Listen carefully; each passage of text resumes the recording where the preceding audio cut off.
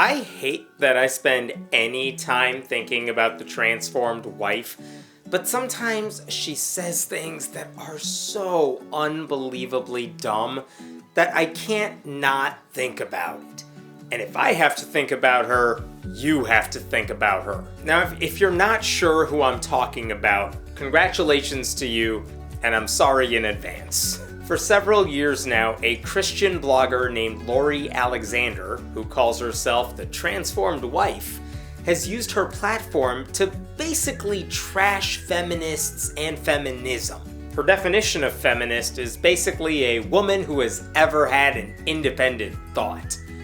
She believes all women need to be mothers, and if they can't have babies, they should be taking care of other people's babies.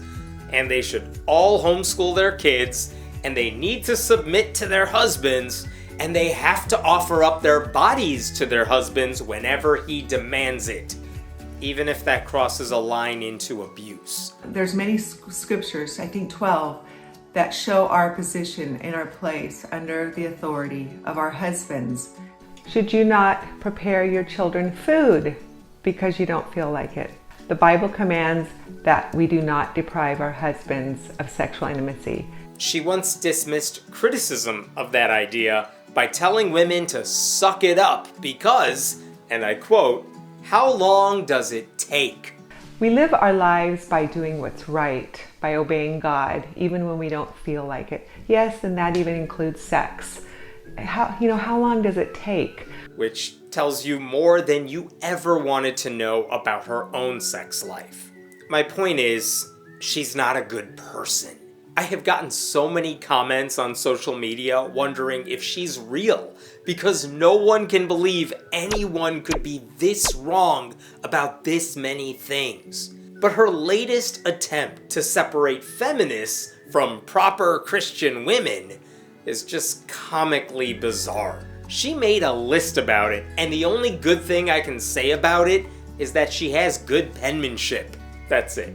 Everything else? Horrible. So let's go through the list. And keep in mind that the left column, the feminists column, is meant to be the bad one.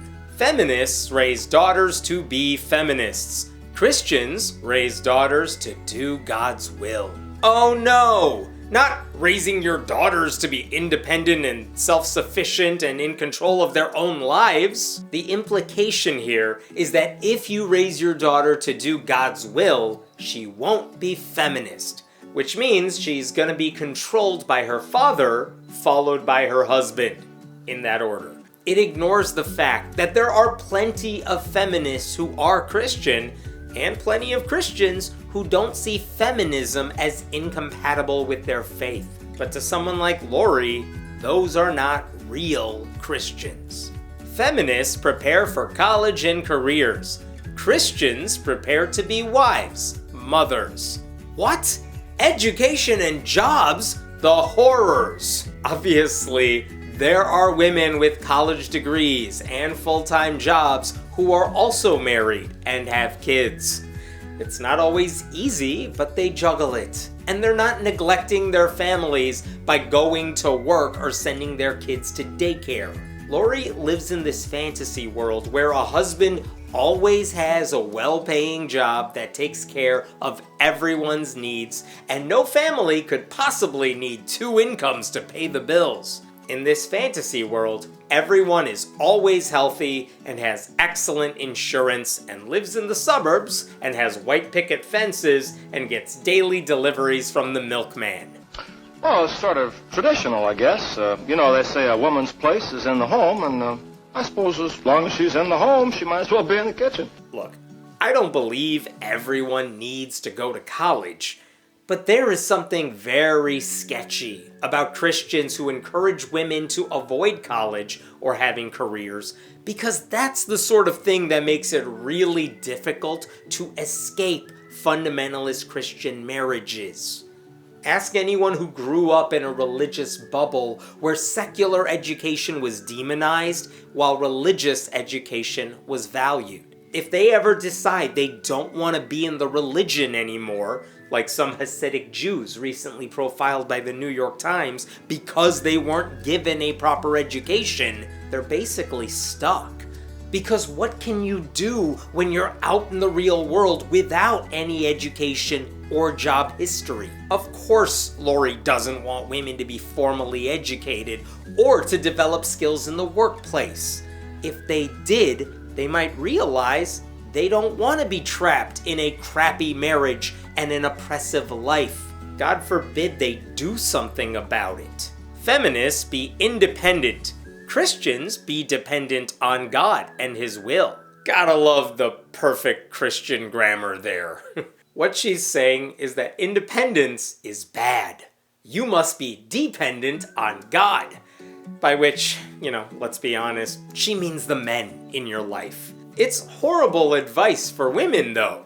If you're sitting around waiting for God to do something in your life, you may be waiting a long time. More power to anyone who knows how to take initiative and take chances and isn't afraid of thinking for herself. Feminists be loud, outspoken. Christians meek, quiet spirits. This is especially ironic from a woman who tweets constantly and makes plenty of YouTube videos telling other women how to act. Finding out what he likes and pleasing him. We are to learn what pleases our husband. He doesn't like me in leggings, so I haven't worn leggings since I was in my 20s because he told me I couldn't wear those outside the house. I would call that outspoken, not meek or quiet. But what do I know? I'm a dirty, rotten heathen.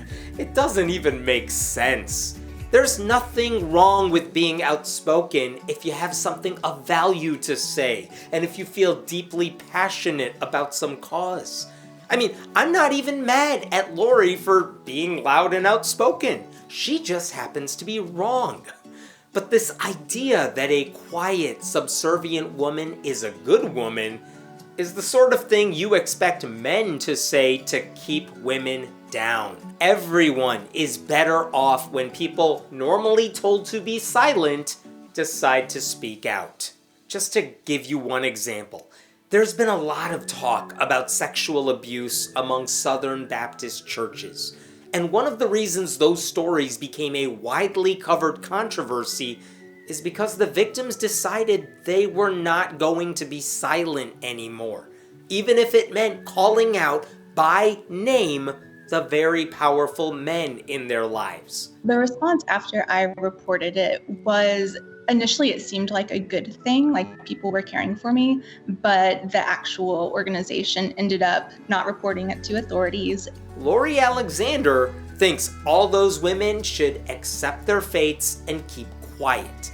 If someone is telling you to keep quiet, that's when you know you need to be speaking up. Feminists dress how you want. Christians dress modestly. She's assuming feminists all dress alike and that they all dress like slutty nurses on Halloween. Look, I don't care if they choose to do that, but feminists, like all people, because feminists are people, have a variety of style preferences. Some of them will choose to dress modestly. Apparently that fact never crossed her mind. It's also unfair to just say good Christian women need to dress modestly, because there are lots of young Christian women who have curvier bodies or bigger boobs, and no matter what they wear, there are men in their churches who will say they are making other men lust after them. They can't win.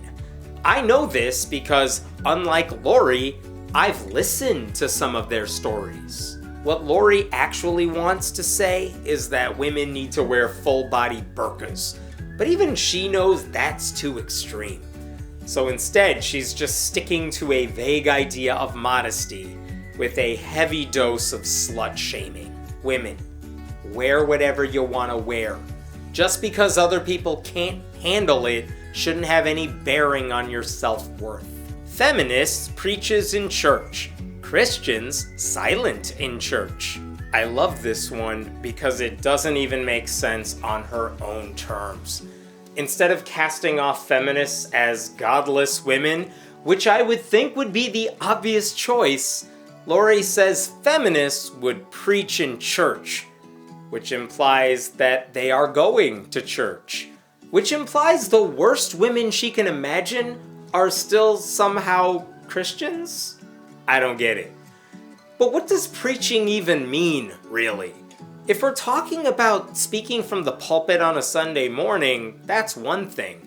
But you could argue preaching is telling people how to interpret God's word. It's not specific to a time or place. And many Christians would argue church is not defined by the walls of a building. Church is everywhere Christians gather to worship God. Which means Lori's tweets and videos are basically a form of preaching by a woman. Who knew she was a feminist?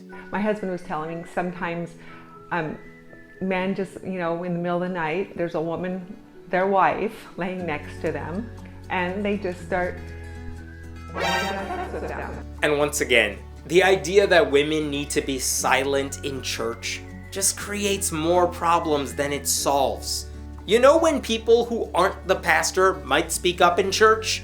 When they notice a problem. Telling someone to always be silent is really telling them not to point out a mistake. The people who benefit from the silence of women are the men taking advantage of them. Feminists submits to no one except to boss. Christians submits to husband. Who are these feminists who are independent in every aspect of their lives, but then shut that off when they go to work? A good employee doesn't submit to a boss. A good employee challenges the boss, at least when it's necessary. Because, again, independent thought is a good thing. Submitting is very different from respecting someone else's authority. And respect doesn't mean saying yes, sir, all day long. Not everyone works for Donald Trump. If you find a disloyal person, get rid of him or her immediately. And what if the boss is a woman? I don't think Lori Alexander is even considering that possibility. And guess what? You shouldn't submit to your husband either. If your husband is wrong or abusive, it's a partnership, not an ownership. Want submission? Then do it in the bedroom with consent. Otherwise, that is a horrible piece of advice. Feminists single and has abortions. Christians marry, bear children, guide the home. Is this what she thinks feminists do all day? They find a man and then tell him, I don't want to date you, now knock me up. And then the second date is at Planned Parenthood? This is so dumb. There are devout Christian women who are still single. There are a lot of Christian women who have had abortions. There are a lot of preachers' daughters who have had abortions. There are a lot of Christian women who can't have children, and there are so many feminists who get married and have kids and help take care of their homes. I do not understand why we have this weird binary thinking when it's so damn easy to find exceptions to the rule. Feminists uses birth control. Christians fruitful and multiplies. The idea that a condom or an IUD or Plan B is in any way sinful is maybe the laziest kind of religious brainwashing. She's basically saying good Christian women get married and start cranking out babies and never stop until their uteri are holding up a white flag of surrender. She wants every family to be like the Duggars. And then in here, through this door, is the industrial kitchen, and we usually do buffet style. Every night? Yes, that's the best way to do it for us. And as we all know, that family has never been in the news for anything bad. You know what else is wrong with that thinking? Because young fundamentalist Christians are taught that birth control is evil, and because young fundamentalist Christians are extremely horny, they just get married really young. Which is a dumb thing to do because you probably haven't dated other people in a serious way, and because you barely know yourself. and because you're probably not ready for the sort of responsibility that comes with raising a family. Which means a lot of these people are trying to make sense of sex with someone they may not have sexual compatibility with, all because they believe experimentation is a problem. Fundamentalist Christians are just setting up so many young people for monumental failures in their personal lives. By the way, you know who also uses birth control? Married people! For a bunch of reasons. Maybe they don't want more kids. Maybe they're doing it for health reasons. But not every sexual act needs to have procreation in mind. Sometimes, believe it or not, sex can just be for fun, in or out of marriage. But let's just stick to marriage. The fact that Lori acts like non-procreative sex shouldn't happen also tells you a lot about what she does and doesn't do in the bedroom. And if you don't want people to have abortions, you should be celebrating birth control every chance you get. Every conservative Christian teenager's birthday should just involve a giant box of condoms from everyone they know. Feminists fornicate. Christians pursue sexual purity. Let's assume for a moment that fornicates involves having sex with people who are not your husband because you find it enjoyable. And let's assume that sexual purity means avoiding that entirely. No sex of any kind before marriage. There have been so many Christian women, many of whom still believe in God, who have spoken courageously about how they were damaged by purity culture. The purity movement introduced a purity industry with purity rings and purity pledges and purity balls. A new ritual aimed at encouraging girls and young women to abstain from sex until marriage. It's not that they wanted to have premarital sex, but they ended up having an unhealthy relationship with sex. They deprived themselves of everything sexual before marriage and had no clue what to do during marriage. Thousands of teenagers are vowing to be something that most teens are not, virgins until they are married. They never kissed anyone. They never went on an unchaperoned date. They avoided all adult content. They associated sexual pleasure with sin. They thought they could just magically turn on some switch on their wedding night and everything would be perfect in the bedroom.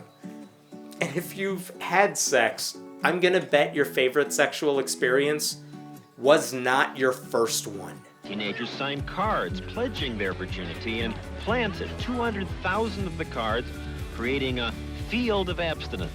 I don't personally care if you choose abstinence, but I hope that's a personal choice you make and not one that is foisted upon you. Lori doesn't care about those women who have spoken out against purity culture. She doesn't care that Joshua Harris, the king of purity culture, has since renounced his own books. My book was called I Kissed Dating Goodbye. This woman wrote me and she said, "Your book was used against me like a weapon." She just wants to perpetuate these lies because people having sex for fun makes her mad. The least we could all do is make sure she stays mad. Feminist twists and manipulates God's word. Christians loves God's word as written. Once again, I just don't get this one, because it suggests that feminists read the Bible and follow God's word, except they're misinterpreting it, whether that's on purpose or accidentally. But they're still trying. I guess atheists just don't exist in our world. But even that's messed up, because the whole thing about religion is that everyone is interpreting God's word, and everyone thinks they nailed it. There are devout Christians who will say that when God created the world in 6 days, they were metaphorical days, not literal 24-hour days. When there are contradictions in the Bible, they are choosing one version of the story over another. Christians argue with each other over the proper interpretation of what's literally written. They often think the others are the heretics. It would be way more accurate for Lori to say feminists just don't follow her brand of Christianity, while good Christian women, like the women in her church, do. The wife can either say, honey, I'm just really tired, how about in the morning? Or go along with it and have a great time. Sometimes those are the best times, you know? In short, Lori's God just wants women to open their legs, shut their mouths, and accept whatever's coming their way. No one makes Christianity look worse than conservative Christians. Meanwhile, the feminism side of her list looks amazing. Stop threatening women with a good time, Lori. These aren't guidelines. This is a checklist, ladies. The whole list looks more like an atheist parody of what a fundamentalist Christian woman would want. Not a sincere list made by an actual fundamentalist Christian woman. And yet, I have to remind you, Lori Alexander is a real person. Even if you don't think this chart is legitimate though, this mindset is very much at the heart of many white evangelical churches. How many lives have been ruined or made worse because women believed they had to fit into this mold instead of pursuing their own hopes and dreams? Let's hope more women choose the feminists' side of Lori Alexander's chart. They deserve it.